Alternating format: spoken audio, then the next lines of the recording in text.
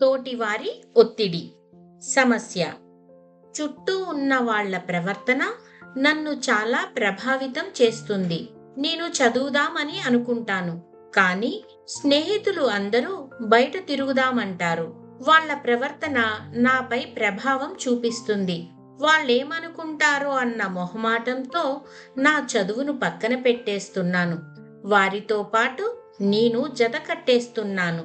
తోటి వాళ్ళ వేషభాషలు, కట్టు, బొట్టు, జుట్టు ఇవన్నింటిలో అందరితో పాటు నేనుండాలి. వాళ్ళలాగే విభిన్నంగా కనిపించాలని అనుకుంటాను.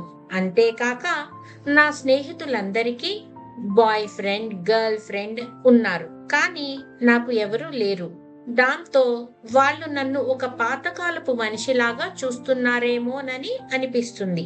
నా స్నేహితులకైతే మద్యపానం, ధూమపానం, మరికొందరికి అశ్లీల చిత్రాలు చూసే అలవాటు కూడా ఉన్నాయి.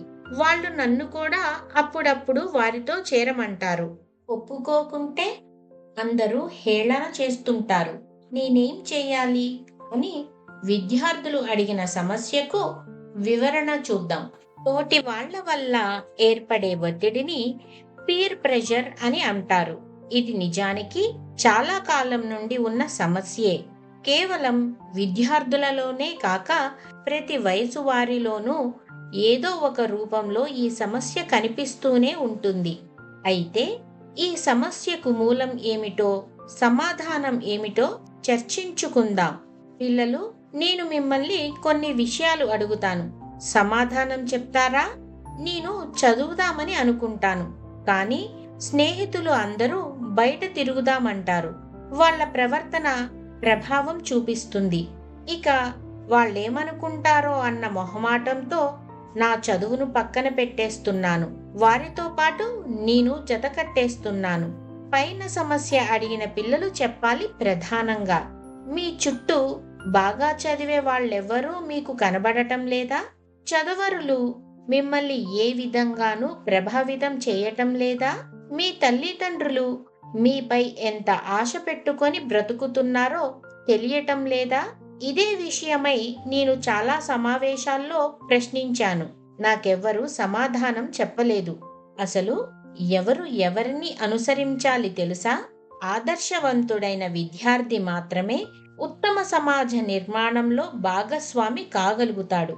అటువంటి వారిని చూసి ఇతర విద్యార్థులు స్ఫూర్తి పొంది వారు కూడా ఆ మార్గాన్ని ఎంచుకొని ముందుకు సాగుతారు.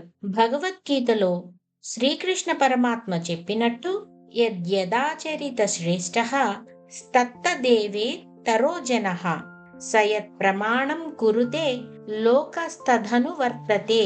అంటే ఉత్తములు దేనిని ఆచరిస్తారో దానినే ఇతరులు కూడా అనుసరిస్తారు. యువతీ యువకుల ప్రవర్తన ఉత్తమమైనప్పుడే ఈ ప్రపంచం కూడా ఉత్తమ ఆదర్శాన్ని అనుభవిస్తుంది. ఈనాటి విద్యార్థులు చెడిపోవటానికి మూల కారణం తోటివారి ఒత్తిడే అని చెప్పాలి. వాడెవడో సినిమాలు చూస్తున్నాడు, చెడు పుస్తకాలు చదువుతూ ఎంజాయ్ చేస్తున్నాడని తోటివారి విపరీత ధోరణి, ప్రవర్తన మిమ్మల్ని ప్రభావితము చేస్తుందని మీరంటే నాకు ఆశ్చర్యంగా ఉంది. ఇవాల్టి యువతతో వచ్చిన చిక్కేమిటంటే, వీటన్నిటి పేరు చెప్పుకొని వింత పోకడలు, విచిత్ర పోకడలు మరియు విపరీత పోకడలకు పోయి వాళ్ళని వాళ్లే సమస్యల్లోకి నెట్టుకుంటూ వెళ్ళుచున్నారు. వేషము, కట్టు, జుట్టు, వస్త్రం లేదా వేషం అన్నది ఎప్పుడూ మనకు నచ్చేలా, ఒప్పేలా మాత్రమే ఉండాలి.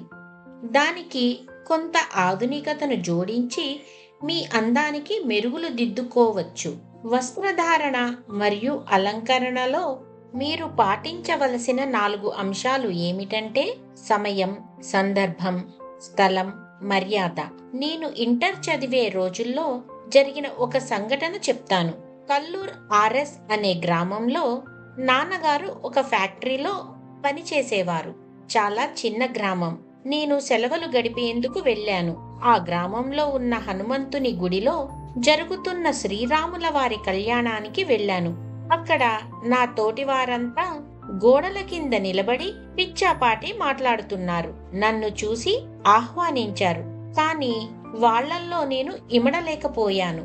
నా దృష్టి అంతా అక్కడ గేట్ దగ్గర వేస్తున్న చెత్తా చెదారం మీదనే ఉంది. అంతేకాక అక్కడికి వచ్చే భక్తులందరూ చాలా నిర్లక్ష్యంగా పాదరక్షలను ఇష్టం వచ్చినట్లు విడుస్తున్నారు. అందరికీ ఇది సహజంగా తోచింది. నేనేమో తోటి స్నేహితుల మధ్యలో ఉండి వారి ప్రవర్తనతో నన్ను నేను ముడివేసుకొని ఉండలేకపోయాను. ఒక చీపురు తీసుకొని ఆ గుడిలో అశుభ్రంగా ఉన్న ప్రాంతాన్ని అంతా శుభ్రం చేయటం మొదలుపెట్టాను. నిజం చెప్తున్నాను పిల్లలు, అక్కడున్న పిల్లలు, పెద్దలు అందరూ నోరప్పగించి చూడ్డం మొదలుపెట్టారు. కొంతమంది పడి పడి నవ్వారు కూడా. అదే సమయంలో ఆలయ ధర్మకర్తలు, నాన్నగారు పనిచేస్తున్న పరిశ్రమ యాజమాన్యం, వారి కుటుంబ సభ్యులు ఆలయంలోకి వచ్చారు. నాకు వారెవరో తెలియదు. కానీ ఆ బృందంలోని ఒక మహిళ నన్ను చూసి, బాబు, నువ్వెవరు? ఎవరి అబ్బాయి? ఎందుకు ఇలాంటి పని చేస్తున్నావు అని అడిగారు. నేను చెప్పాను. వారెంతో ఆనందించారు, ఎంతో స్ఫూర్తి పొందారు, నన్ను చేరదీశారు, సాయం చేశారు. అటు తర్వాత ఆ మాతృమూర్తి 3.5 దశాబ్దాలుగా నా చేయి పట్టి నడిపిస్తూనే ఉన్నారు, స్ఫూర్తిని అందిస్తూనే ఉన్నారు. ఆవిడ పేరు సుజాత సారథి. పిల్లలు, ఏ తోటి వాళ్ళవుతే నన్ను ప్రభావితం చేయడానికి ఒత్తిడి తెచ్చారో ఆ తర్వాత కాలంలో నా పనుల వలన స్ఫూర్తి పొంది నన్ను అనుసరించారు. ఆ చిన్న గ్రామంలో నన్ను అందరూ బాలాస్వామి అని పిలిచేవారు. తప్పని తెలిసినప్పుడు 1000 మంది వచ్చి మనలను చేయమని ఒత్తిడి తెచ్చినా సాక్షాత్తు ఆ దేవుడే వచ్చి పని చేయమన్నా చెయ్యొద్దు. తోటివారి ఒత్తిడికి లోనైతే మనము గొర్రెల మందలో ఒక గొర్రెగా మారినట్టే. నాకు గుర్తు, ఇంటర్లో అమ్మాయిల్ని కామెంట్ చేసే తోటి వారి వల్ల ప్రభావితం చెందక రక్షాబంధన్ రోజు తరగతి గదిలో ఉన్న ఆడపిల్లలందరితో రాఖీలు కట్టించుకున్న ఘటన నన్ను తరగతి మొత్తంలో హీరోను చేసింది. డిగ్రీలో నేను అనంతపురం వైశ్య హాస్టల్లో ఉండేవాడిని. సీనియర్స్ అందరూ జూనియర్లను భయంకరంగా ఏడ్పించేవాళ్లు. తాగి తందనాలు ఆడటం కూడా నేను చూశాను. రూముల్లో అందరూ జడిసి చచ్చేవాళ్లు ర్యాగింగ్కి. ఒకవేళ సీనియర్లలో మంచివాళ్లున్నా తోటి వాళ్ల ఒత్తిడిలో పడి కొట్టుకొని పోయేవాళ్లు. నా వంతు వచ్చింది. అప్పటికే నా మంచితనాన్ని గురించి అందరూ మాట్లాడుకోవడం వలన మొత్తం సీనియర్లు అందరూ ర్యాగింగ్ పక్కన పెట్టి నన్ను పిలిపించుకొని ఎన్నో మంచి విషయాలు ముచ్చటించి పంపించేశారు. కానీ మిగతా పిల్లల పరిస్థితి ఘోరంగా ఉండేది. మరుసటి సంవత్సరం ఇక నా తోటి వాళ్లకు ర్యాగింగ్ చేసే అవకాశం వచ్చేసింది. వాళ్ళు పొందిన అనుభవాలను మరిచి తోటి వాళ్ల ఒత్తిడికి లోనై ప్రవర్తించేవాళ్లు. అప్పుడు నేను చాలా నచ్చచెప్పి నాలా ఆలోచించే మిత్రులు, యాజమాన్యం చొరవతో ర్యాగింగ్ అనేది లేకుండా చేయగలిగాను. ఇప్పుడు అదే విధానం నడుస్తుందో ఏమో నాకు తెలియదు. పీర్ ప్రెషర్ వలన మనము బాగుపడాలే కాని చెడిపోకూడదు. ఇది తెలుసుకోండి. వైవిధ్యం. మనం ఆలోచిస్తే మన దేశంలో ప్రతి నాయకునికి ఒక విభిన్నమైన శైలి ఉంటుంది. సన్యాసులు, స్వామీజీల నుండి దేశ నాయకుల దాకా ఎవరి శైలి వారిదే. అంతెందుకు, మన గౌరవ ప్రధానమంత్రి వస్త్రధారణ కూడా ఎంతో విభిన్నంగా, ఆకర్షణీయంగా ఉంటుంది. ఆయన వేసుకున్న కోటు దేశంలో యువతను ఎంతో ప్రభావితం చేసింది. ప్రపంచవ్యాప్తంగా మోదీ కోటుకి బ్రాండింగ్ వాల్యూ వచ్చింది. కానీ దానికన్నా గొప్పది ఆయన వ్యక్తిత్వం, ఆయన నాయకత్వ సామర్థ్యం మాత్రమే.